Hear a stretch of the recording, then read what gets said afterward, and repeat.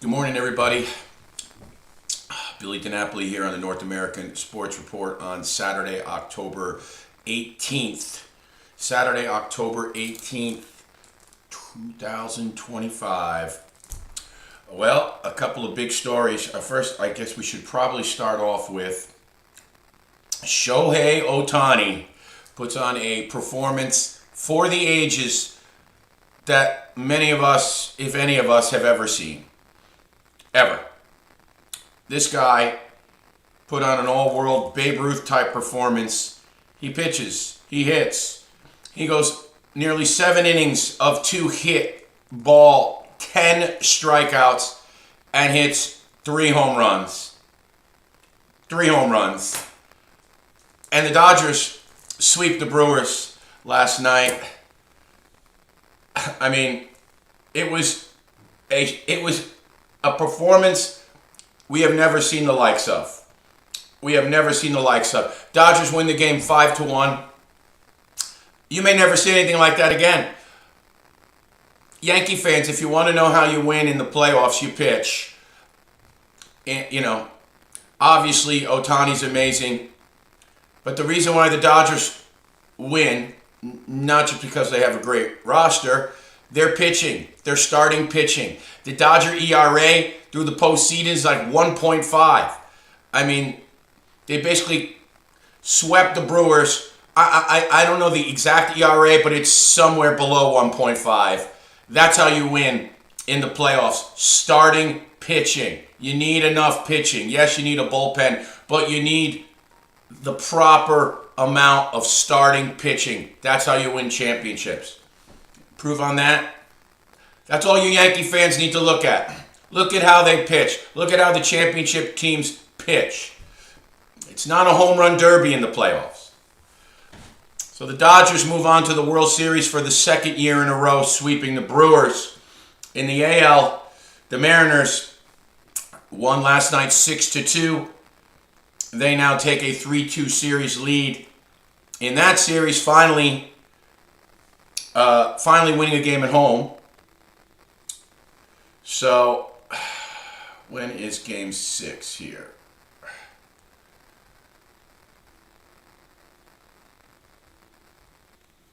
Game 6 in the Toronto series is tomorrow, Sunday, 8:05 first pitch, Sunday at Toronto, Game 6. Mariners don't even have a starting pitcher announced. Probably going to be a bullpen game. Savage is going to pitch for the Jays. Do or die for the Jays tomorrow, Sunday. Actually, 8:03 p.m. is the official first pitch. 8:03 p.m. Sunday evening, Game 6, as the Dodgers await the winner of this series in the World Series. Okay, now, switching to the other big story. In college football, the number 2 Miami Hurricanes, who will no longer be number 2 as they were upset by the Louisville Cardinals last night at Hard Rock Stadium in Miami, 24-21. A game that they never led, they never tied. Just very disappointing. Obviously, I'm pretty impartial here, but you guys know I wear my heart on my sleeve when it comes to the Miami Hurricanes. And this is a typical Canes loss that we've witnessed over these recent years, where just when you want to start feeling good about the team, like 2017, they're 10-0, they finished 10-3. That's the last time they were ranked in the top 2. And then last year, they're 10-0, they finished 10-3. Or I'm sorry, they were 9-0, they finished 10-3. Just when you want to feel good about the Canes, they pull a stinker like this. And this all falls on Mario Cristobal. Okay? I'm sorry. 2 games now, the Canes have totaled 21 penalties in 2 games. Last night, 9 penalties for 74 yards. Against Florida State, they had 12 penalties for like 100 yards. You can't have 20, and Mario says, we're going to clean it up, You can't have 21 penalties in 2 freaking games. Carson Beck, obviously, looked like the Carson Beck of last year in Georgia when he regressed. 4 interceptions last night, including the backbreaker at the 30-yard line as the Canes were driving. They were already in field goal range, and they were driving for the winning score. Listen, Jeff Brom in Louisville, he's one of the top 5 offensive play callers in college football. They had a great game plan. They scored on their first 2 drives, went right down the field on the Miami defense. But then, as Corey Hetherman often does, he figures it out, he schemes it, and he slowed them down. I mean, they were trying. They scored they got a 1st and goal on a fake field goal. They were running end arounds, flea flicker. I mean, they were throwing everything but the kitchen sink at the Canes to try to get up early in that game, and they did. The Canes defense was not its usual stellar self. They only had 1 sack, although they did have a lot of pressures. But Moss, the quarterback, throws for 248 yards and 2 touchdowns. The Canes haven't given that type of they haven't given up that type of a stat line to anybody this year.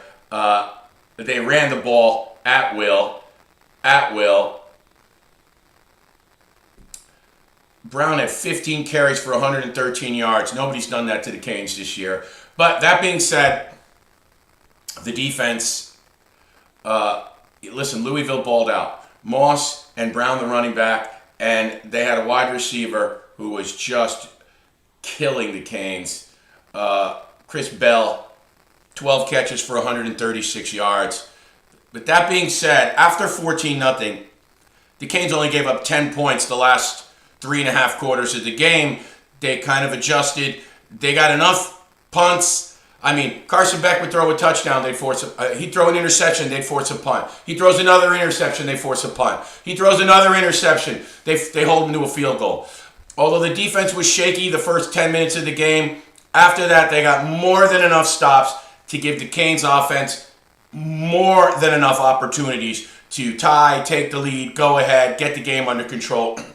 They just couldn't do it. The Canes could not run the ball. This big offensive line that we've heard about, that is the greatest thing since sliced bread. It's the biggest offensive line college football seen in ages. Well, they got worked last night. They got worked by a very good Louisville team. Now, listen, Louisville's 5-1. They'll definitely be ranked in the top 20 after this. Probably the top 15. They're 5-1. Their strength of schedule wasn't great, but their defense balled out. Their offensive line kept the D-line of the Canes in control. I mean, listen, the Miami defense, again, didn't get off to a good start, but this isn't on them. They got more than enough stops. They caused a fumble late that led to a touchdown for the Canes that got them within 3 points. They did what they needed to do. It was the offense that let the Canes down. Carson Beck, he looked like the old Carson Beck. I know all the Georgia Bulldog fans, they were watching that going, yeah, that's the guy we remember from his last year in Georgia. Yeah, no, we don't miss him. This kid got, I don't know what he got paid, the NIL. I think he's making, I think they gave him $8 million. $8 million. And that was to get us to the playoff. And now the Canes, who will definitely fall out of the top 10, they'll probably be around 13, 14, 15. They're going to drop way down, and they got to run the table if they want to see a playoff or an ACC title game appearance. They're going to have to go 11-1. They got to win 6 in a row. And you know what? I can't say I have confidence in a Mario Cristobal team doing that, because it's not just the opposition when you're talking about a Mario Cristobal team. They're their own worst enemy. They're their own worst enemy. Carson was 25 of 35, 271, but he had no touchdowns and 4 picks. And the Canes ran for 63 total yards. Their big power offensive line and their run game completely shut down. Completely shut down. I mean, listen, just terrible. The only guy that showed up and balled out was Malachi Toney. 9 catches for 135 yards, plus an end around 11-yard touchdown run. Listen, this is all on Mario. Listen, Carson Beck, okay, he's not Cam Ward. He knocked Cam Moore. He looked great in the Florida State game. He didn't look so great in the Florida game, but he engineered the drive when he had to. I was hoping this was the Carson Beck from 2023, 2022. I'm sorry, 2023, where he was stellar, and they won the SEC, but they didn't win. They didn't win a championship. He was an actual backup quarterback to Stetson Bennett, who's now on the LA Rams when they won the 2 natties. So he didn't win a natty for Georgia. He was the backup on those 2 teams. But in his 2 years as a starter, he was 24-3, and they did win an SEC title. I mean, I know Georgia had a great roster, but his last year in Georgia, he had a subpar season, although their wide receivers did drop a lot of balls. And then he has the elbow injury in the SEC title game. So you're like, will he come back from this? Beginning of the season, he was spinning that ball. So his arm strength was not an issue. But with Carson Beck, what you get is he's kind of a front runner. When things are going great and he's got a stacked roster, he looks great. But when you start hitting him and he's faced with adversity, he gets that look in his eyes, that scared deer in the headlights look in his eyes. He was tentative. After he threw the first 2 picks, he was very unsure of where he wanted to go with the ball. But you would think he would have checked down more, and he didn't. He still kept trying to force the ball down the field, but he was very unsure of himself. He did not look like the leader we paid $8 million to get us to the promised land. I'll tell you that much. And yes, his 4 picks and Mario's team displaying a total lack of discipline. I put this loss on Mario Cristobal and Carson Beck. If you put a gun to my head, would I say that the Canes are going to go 6-0? Listen, their 2 toughest tests the rest of the way will be at SMU and at Pittsburgh. Games like yesterday where they'd probably be, 10.5, 11 to 13.5 point favorites. Okay? But I can't trust Mario's team. All you got to do is go in and have 8, 9, 10 penalties, so you'll lose the game on the road. I mean, and who knows how Carson Beck rebounds from this. I mean, he looked like... I didn't like the look in his eyes, man. He didn't look like the general. He started getting hit. He looked skittish. He had happy feet. Not what you want to see from your leader. And the Canes are now 1 loss away from basically blowing the season. 9-10 wins is great for a lot of programs, but for this program, it's ACC title game and BCS playoff or bust. That's it. We've had enough of the rebuilding. We went from the 5 wins. We went through the Al Golden era where we were a 6 and 7 win team and just over 500. Mark Richt got us back to at least winning a bowl game. We had a 10-win season. Looked like things were on the right track. He gets sick. It's just, we've been through it. 7-5 is not an acceptable season. Mario came in, it was a 5-win season, then a 7-win season, then a 10-win season. So we've seen the progression, although we've seen him botch in-game management numerous times. At Syracuse last year when he settles for the field goal when he needs a touchdown, not kneeling on the ball 2 years ago against Georgia Tech when all you had to do was kneel on the ball. They run it, fumble it, end up losing the game on a crazy late play. I mean, this is what Mario does, and his teams are always the most penalized teams in college football. That's discipline. Now listen, is he a good recruiter? Yes. Has he taken the talent and upgraded it and got us into conversation? Yes. That doesn't matter, though, if you don't get it done. All right, that's my Miami Hurricane rant. Very disappointing if you're a Canes supporter, follower, alumni, Canes family. I'm hurting with you this morning. I'm hurting with you. Sorry for the late start today, kids. I had some work issues, and I was supposed to be on 9 o'clock. We didn't get on until 9:45. I apologize for that. Sometimes real life takes precedence. Not that sports isn't real life. Anyway, guys, yeah, very disappointing if you're a Miami Hurricanes supporter. So, moving on. We got a big slate of college football today. Also, we're going to go over the last we talked Monday night, I gave you a bunch of losing picks. I went 2-7 in the NFL last week.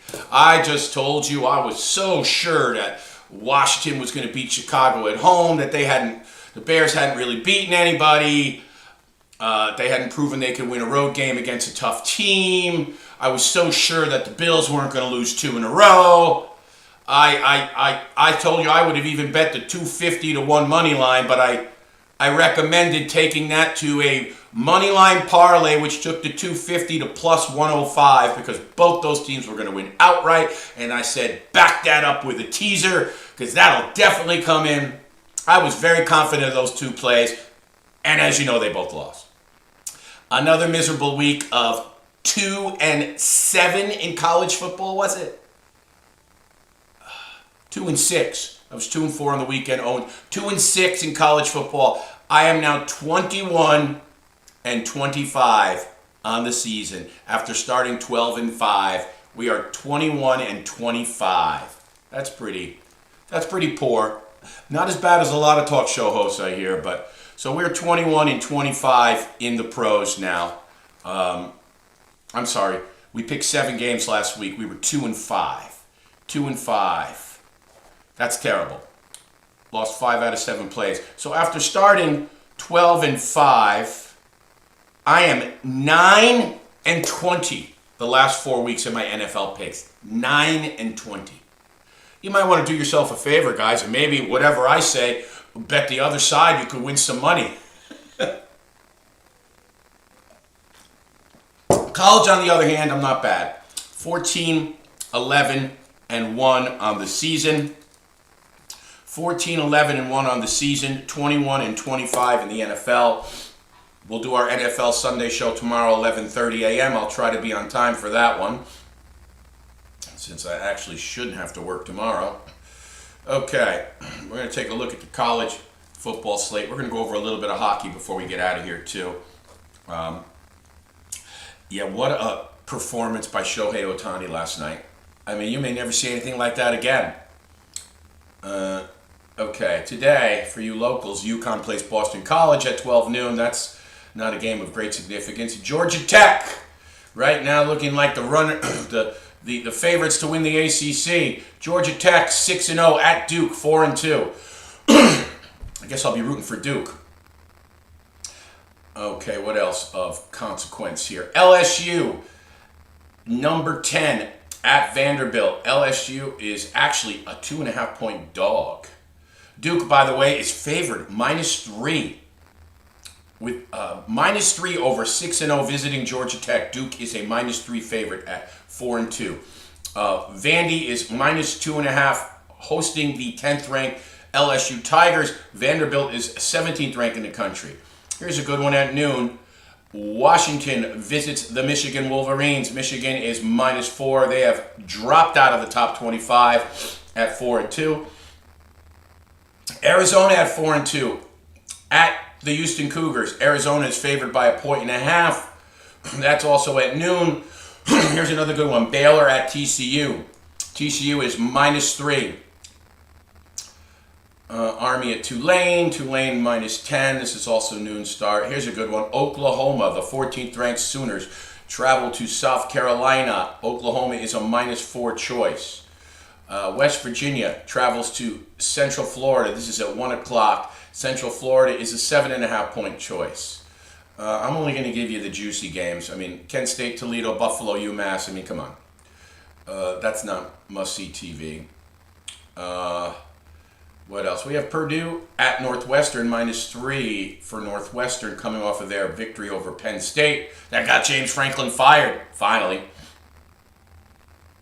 What else do we have here? That's good. SMU at Clemson. Clemson favored by 4. Clemson -4. SMU at 4-2, visiting the 3-3 Clemson Tigers, who have looked a little better the last couple weeks. Michigan State is at Indiana. Indiana is a 27.5-point favorite over Michigan State. What else do we have here that's good? UNLV 6-0. UNLV at 3:30 p.m. Travel to Boise State against the 4-2 Boise State Broncos. Boise State is a 12.5-point favorite. Also at 3:30, University of Texas San Antonio at North Texas. North Texas is 5-1. North Texas is -4. Ole Miss at Georgia. Ole Miss is a 7-point underdog at Georgia. 4th ranked Texas A&M, -7.5-point favorite at Arkansas. Ohio State, the number 1 ranked Buckeyes, and there's no disputing that. Ohio State -24.5 over Wisconsin at Wisconsin. Wyoming at Air Force, that's nobody cares. Memphis. The Memphis Tigers are 6-0, my brother's alma mater. They are -21 at UAB, who just fired Trent Dilfer. The Ramblin' Wrecks from Texas Tech, the Red Raiders. The Red Raiders of Texas Tech, who are 7th ranked in the country. -7 at Arizona State, who's 4-2. Shout out to Texas Tech. Florida Gators hosting Mississippi State. Mississippi State comes in at 4-2, but they are a 9.5-point dog to the Gators. Gators are -9.5 in that game. That's interesting. Virginia hosts Washington State. That game's a night game, 6:30. Virginia's a 16.5-point choice. Oregon travels to Piscataway today. They are a 17.5-point favorite over Rutgers. What else do we have here? Nothing. Maryland travels to UCLA. UCLA has shown some life the last 2 weeks. They are -3 hosting the 4-2 Terrapins. UCLA at 2-4, but coming off wins against Penn State and Michigan State. Texas Longhorns sliding down the ranks. They're 21th ranked now, 4-2 at Kentucky. They are a 12.5-point favorite. Penn State is off the top 25, mediocre 3-3. They are at Iowa. Iowa is -3. Florida Atlantic against the 18th ranked South Florida Bulls. South Florida is -21 in that game. Pittsburgh at Syracuse. 4-2 Panthers showing a little life. They are a 9.5-point favorite at Syracuse. 7:30 p.m., one of the marquee games of the day. There's a couple of them. USC at Notre Dame, the classic matchup. USC at Notre Dame. Notre Dame is -10.5. USC, Notre Dame. Notre Dame is -10.5. That game is at 7:30. Tennessee at Alabama. Tennessee at Alabama. That is also 7:30. The Crimson Tide are a 9.5-point choice, hosting the Tennessee Vols, the 11th ranked Vols and the 6th ranked Crimson Tide. Missouri Tigers -1.5 at Auburn. Missouri 5-1 at 3-3 Auburn. What else do we have here? Cincinnati Bearcats, 24th ranked. They are a 23.5-point favorite at Oklahoma State. That shouldn't be a very good game. Utah. This game's an 8 o'clock start. The Cincinnati game was also 8 o'clock. Utah -3.5 at BYU. Utah is a 3.5-point favorite. The Utes are 23 in the country. BYU is 15th ranked. What else do we have here? Nevada, New Mexico. That's nothing. Lafayette, Oregon State. Oregon State is 0-7 and favored by 21.5 over Lafayette. Oh, that's a game you don't want to watch. Florida State 3-3 at Stanford, and the Seminoles are a 17.5-point favorite. They've been struggling. That's your slate for Saturday, kids. That's your slate. That is the slate. I'm going to tell you one thing. I am expecting, one game I really like here is I like Notre Dame to defeat USC. I'm not crazy about the 10.5, giving up the hook, but I'm going to tell you what I am going to do. I'm going to tease Notre Dame down to 4.5. And I'm going to tease Alabama down to 5.5. So I'm taking Notre Dame and a Bama teaser. I like Bama to defeat Tennessee today, but I'm not sure it's going to be by 9.5 points. Tennessee's going to put up a fight, but I can see Bama winning this game, 24-20, and that will be enough because Bama's going to go from 9.5 to 3.5, and Notre Dame's going to go from 10.5 to 4.5. I like a Bama Notre Dame teaser today. I'm teasing Notre Dame twice. I also like Notre Dame. I like Notre Dame and Missouri. Notre Dame, Missouri teaser. That's going to take Missouri from -1.5 to +4.5 at Auburn. And that's going to, obviously, Notre Dame will be at 4.5. So I have a Missouri Notre Dame teaser and I have a Bama Notre Dame teaser. Those are my two picks in college football. I've been looking at the board. I don't think there's anything else that really jumps out at me.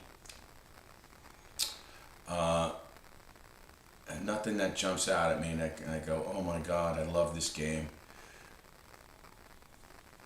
Yeah, that's pretty much it. That is pretty much it. So that's what we got for you today. Those are our two picks for today. So the marquee games that you really want to see is Ole Miss at Georgia, Tennessee, Alabama, and USC Notre Dame. Those are the three must-see games today that you don't want to miss. You know who else I like today? I like Texas A&M straight. We'll put a third one on there. Texas A&M -7.5 over Arkansas. So we're taking Texas A&M -7.5 over Arkansas, and we have Notre Dame in two teasers with Missouri and with Alabama. Those are our three picks in college football today. We are 14-11-1 in college football. Let's see if we can stay over 500. We've been a disaster the last 4 weeks in the NFL. I mean, if you just went the other side of my picks, you can make a lot of money. Like I said, from 12-5 to 9-20 the last 4 weeks. Probably spewing out a few too many picks as it is. 21-25 in the NFL, 14-11-1 in college. But hey, we're going to give you good news, content, opinions, and hopefully you guys are having fun with it. Please subscribe to the North American Sports Report on YouTube. Scan the QR code on the bottom right as you can see it there. And subscribe to us on YouTube. Please follow us on Facebook, North American Sports Report. You can also follow Billy DiNapoli as the shows are on both Facebook outlets. And also, I'll do shorts on Instagram. I'm not posting the full show on Instagram. Instagram's not for lengthy content. But please, subscribe to our YouTube channel, North American Sports Report, and follow us on Facebook. It's much appreciated. You can also contribute via Venmo and Cash App. I've been getting some of your donations, and it's very much appreciated. It does take time to do this, and we put some effort in and some research and some bells and whistles and some technical stuff. But listen, it's all in good fun, and I hope you guys are enjoying it. We are going to go over, just take a quick look at the NHL standings. You guys know that we cover everything here. We got the NBA coming up. I'm going to have to do an NBA show. I will be honest with you. The state of the NBA today it's not like the old days. I will be honest in saying that I don't have the love for the NBA like I did when I grew up watching, Magic Johnson and Kareem and Larry Bird and, of course, Michael Jordan and I could go on Charles Barkley and even before him, Dr. J. The game was just more of a team game. You didn't have players setting up, of course, Kobe Bryant was one of my favorites, and Shaq when they teamed up, even when Shaq went to Miami with Dwayne Wade. But then when they started putting together super teams and the players are, conversing with each other outside of the game to set up, joining these super stacked teams and controlling the free agency narrative. And today basketball is like a bunch of dunks and three-pointers. Where's the team game? you're going to get the NBA coverage fully, but I'll just tell you, I used to love it. I don't have the love for it like I used to. There's nothing like football and hockey players. They give their life, their body. Most of these guys are never the same again. Okay. So, Eastern Conference thus far in the NHL. The young Detroit Red Wings at 4-1, and the Montreal Canadiens, who were one of my playoff picks. People got on me because I didn't pick the Rangers in the playoffs. I picked Ottawa and the Maple Leafs, Ottawa and the Montreal Canadiens as my wild cards, and I heard it from the Ranger fans. That's not looking too bad right now, although I may have cut the Red Wings a little short, because now with the Brady Tkachuk injury to the Senators, they're gonna struggle without him. They're gonna struggle. I might have been a little off with the Red Wings. I like their young team. I love Dylan Larkin, but they might be ready. I thought they might be a year away. They may be ready right now to make a jump to the playoffs. I love the young Montreal team. Hudson on defense, now joined by Dobson. I think Montalban's playing pretty good in net. But, you got Cole Caulfield, who's a sniper. They got a great young squad. And then they add the Russian that Demidov that joined them from the KHL last year during the playoffs. In his full rookie season, he could be a Calder contestant right there. So you have the Red Wings and the Canadiens atop the Atlantic at 4-1. Boy, that's a surprise. You're not used to seeing anybody other than Tampa and Florida at the top. The Leafs are 3-2. The Bruins are 3-2. Bruins in rebuild mode. They've lost their last 2 in a row, but Pasternak is going to be teaching on the fly there this year. They're a young team. Panthers, after starting 3-0, have lost 3 in a row on the road. They are actually in Buffalo today against the Sabres, the 1-3 Sabres. Panthers play at 1 p.m. today. The Islanders, the young New York Islanders, who, listen, I grew up about 55 minutes from Nassau Coliseum, and I've been an Islander fan all my life. I also, my parents owned a home in South Florida, so in case you guys haven't figured out, I kind of love South Florida teams from all the time I spent there. Mostly the college team, obviously, as you know, but I grew up 35 minutes from Yankee Stadium and 55 minutes from the Nassau Coliseum. Always hated the New York Rangers, probably because, my older brother and me would go back and forth on that because he was a big Ranger fan. But I grew up going to Islander games because the Nassau Coliseum, unlike the big city, was always affordable. So a young teenager could drive his car to the island and afford to spend, $20 on a ticket and walk into the game. And I would go to games every week because the Islanders were terrible at that time. But when I grew up, they were winning Stanley Cups. So from the time I was 10 to the time I was 15, they went to 5 straight Stanley Cups. When I got my license and I started going to games, they were just at the tail end, but I still got to see the greats. I got to see Mike Bossy live. I got to see Trottier, and I got to see Potvin and Gillies. Actually, you know what? That's incorrect. I never saw Bossy live. The back injury sidelined him, and he retired. I started going to games in '85, but the games I went to, he missed because of a back injury, which had been bothering him chronically, and then he retired. So I actually never saw Mike live, even though he was my favorite player. But I saw the rest of that team, with Billy Smith and Gillies and Tonelli and Trottier, and then they drafted LaFontaine, and they still made a couple of playoff runs, right into 1990 before they had to retool. And then, of course, I would go during the battle years from 95 through 2000, the 6 years in a row where the Islanders were the worst team in hockey. Every year, 6 straight years, dead last in the NHL. And I would go, and you could sit right behind the glass for $20. So that's kind of how my history goes with the Islanders. And they're in the midst of a rebuild again. Obviously, they had a couple of years where they went to the conference finals, even coming 1 game from the Stanley Cup under Coach Barry Trotz. But now the team is old in certain areas, but young in a lot of others, which is good. And young defenseman Matthew Schaefer is worth the price of admission. At 18 years old, you may have never seen a kid so talented. He is big, he is fast, and in his first 3 games, he's got 4 points. He's got a goal and 3 assists, and that's never been done before by an 18-year-old defenseman in his first 3 professional games.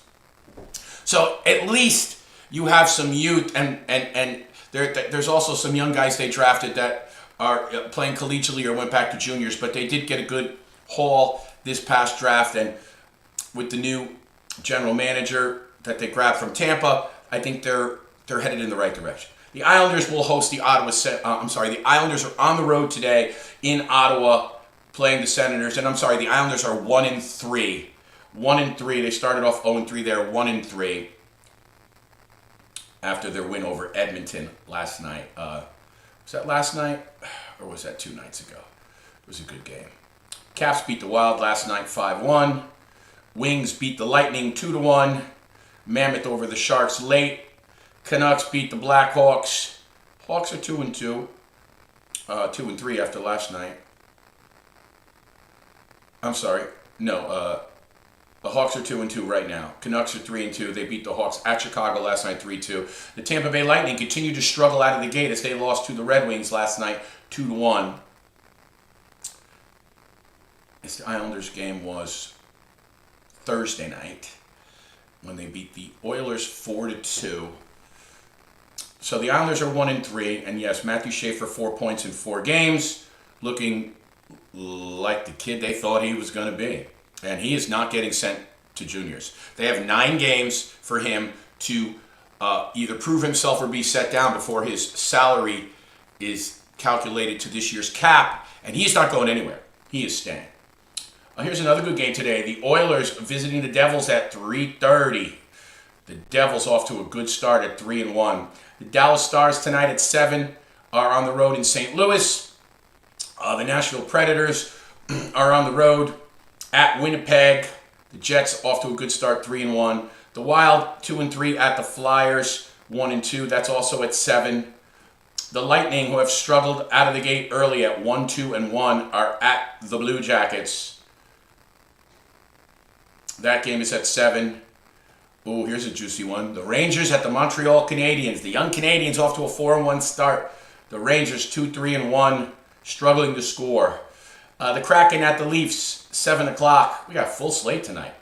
9 p.m., Bruins at the Avalanche. 9 o'clock, Hurricanes at the LA Kings. 10 p.m., the Pittsburgh Penguins at the Sharks. Pens are 3-2. Sharks still yet to win a game. And the final game tonight, the struggling Calgary Flames at the Golden Knights. Standings. As we said, Red Wings and Canadiens at 4-1 atop the Atlantic. Maple Leafs 3-2, Bruins 3-2, Panthers 3-3, Senators 2-3. The Lightning are 1-2-2. Only 1 win in regulation in their first 5 games. And the Sabres, as usual, are in the basement. The Metropolitan, my picks to win the division this year, the Carolina Hurricanes, 4-0. The Caps, who I said would make the playoffs instead of the Rangers, 4-1. The Devils, 3-1. The Penguins, 3-2, but the Penguins are rebuilding. That won't last. Look for them to sail down the standings and probably move Evgeny Malkin at some point in the season. Rangers 2-3-1, Flyers 1-2-1, and the Jackets and Islanders at 1-3 at the bottom, which you probably could expect to see the Islanders this year. Western Conference Central Division, the Colorado Avalanche, also my pick to win that division at 4-0-1, 9 points in first. Winnipeg is at 3-1. The Stars also at 3-1. The Mammoth playing well early, 3-2. The Preds 2-1-2, also with 6 points. The Young Blackhawks are 2-2-2, 6 points after 6 games. The Blues at 2-2 and the Wild at 2-3. My pick to win the West and go to the Stanley Cup. The Las Vegas Golden Knights lead the Pacific. 3 wins, 2 overtime losses, 8 points after 5 games, 3-0-2. The Kraken, 2-0-2, playing 4 games, 6 points in 4 games. The Seattle Kraken, 2-0-2. Vancouver Canucks, 3-2. The Oil of Edmonton, the Oilers, 2-1-1. The young Anaheim Ducks, 2-2. The struggling LA Kings, 1-3-1. You know what? The Kings I had just squeaking into the playoffs. I might be wrong there. I think the young Anaheim team might be the one, but my wild cards were my wild cards in the West. They were one of my wild cards in the West, the LA Kings. So we'll have to see there. We will have to see there. My wild cards in the West. Who was my other wild card? It was the Kings, and it was the Minnesota Wild. The Minnesota Wild and the LA Kings were my two wild cards. I think the Wild will make the playoffs. The Kings, I don't know. If I was Anze Kopitar, I'd maybe want to go try to win something my last year because they don't look good. They lost two of their top defensemen in free agency. They don't look as good as they did last year. But it's early, and I do hear Kopitar does not want to leave Southern California. He wants to end it where he started it, winning 2 cups, spending his entire career in Los Angeles, and I could definitely respect that. Sharks at 0-2-2, and the Calgary Flames at 1-4. They're both going nowhere, and they round out the bottom of the Pacific. That is our look at the NHL thus far. I gave you the slate of college football games today. I've given you the slate of NHL games today. We have nothing in MLB as the Dodgers have advanced to the World Series. We gave you the update on my half-decent college picks and my putrid NFL picks thus far this season. We gave you our 3 college plays of the day, which are Texas minus 7.5 over Arkansas, and we teased Notre Dame in 2 games. Guess we better hope Notre Dame don't lose to USC, but I'm sorry. USC's got an exciting offense, but they don't play big boy football.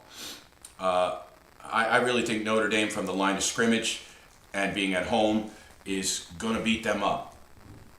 They might keep it somewhat close, but we shall see. I mean, USC did look pretty damn good last week, but that was their first real solid victory against a decent opponent. But anyway, so we have Notre Dame and in 2 teasers, one with Missouri and one with Bama. So we have Notre Dame in 2 teasers, and we have Texas minus 7.5 at Arkansas. Wait a second. Hold on. Not Texas. That's incorrect. It was Texas A&M. I misspoke. Texas A&M, the 4th-ranked Aggies, minus 7.5 at Arkansas. That's a good game. I'm hearing some rumors that the Indiana quarterback is linked to the Miami Hurricanes. Rodriguez is his name. And boy, would that be a big NIL grab if after this year can predictably go south, they go grab the quarterback from Indiana, who's basically the linchpin in how that team has been so good this year. Can you imagine if the Canes end up with the quarterback from Indiana? Okay, where is it? Boy, I tell you what. Yes, it's Texas A&M today, 3:30, minus 7.5. Texas A&M, I picked straight minus 7.5 at Arkansas, a Missouri Notre Dame teaser, and a Notre Dame Alabama teaser. So no disrespect to USC. The Trojans, I do really think that they're on the right track. Obviously, I love their head coach, Lincoln Riley, and I do think that he does a great job with the program. But before he got there, they were really kind of on the downs. They did beat up Michigan last week, 31-13, but they were at home. Michigan usually plays big boy football from the line of scrimmage, but I haven't been impressed with them this year. Their big freshman quarterback that their boosters gave a shit ton of money to, Bryce Underwood, has been underrated and he's been overrated and very erratic. He's overrated to me. I know he's got super athleticism, but that is basically the big win for USC this year, and they are 20th ranked in the country. And listen, I give them a lot of credit. Their quarterback is balling out, but then again, like I said, that's their only solid win. I mean, they're beating up on teams like Missouri State and Georgia Southern and Purdue and Michigan State. The only other good team they played besides Michigan and calling Michigan good when they're not even in the 25 is now debatable, was Illinois. And they lost that game. So that's one of the reasons why I like the 13th ranked Fighting Irish today. Maybe not to cover the 9.5, but, you know, I see this game like you know what? I probably do think that Notre Dame will cover the game. But it's actually the spread is 10.5, not 9.5. And that I could kind of see this game like a 34-24 game. It's the half point. That half hook is what makes me nervous. I could see, you know, Notre Dame controlling this game 34-17 and USC getting a backdoor touchdown late. You know, even 34-27. It's 34-20. They get within a touchdown, but they don't get the ball back, and Notre Dame wins. It is a great rivalry. I'd be shocked if USC wins this game outright. But then again, I've been shocked a lot this year. But anyway, so we're taking Notre Dame in the 2 teasers, and we're taking Texas A&M minus 7.5 at Arkansas. Those are our 3 picks in college football today. I hope you guys enjoy the rest of the day. Enjoy college football. There's no baseball, as I said. You got some hockey today, and the Dodgers are waiting for the winner of the Blue Jays and the Mariners to see who they play in the World Series. That's our sports update for today, October 18th, 2025. Thank you guys for watching. Don't forget to subscribe to the North American Sports Report YouTube channel, please, and follow us on Facebook. This is Billy.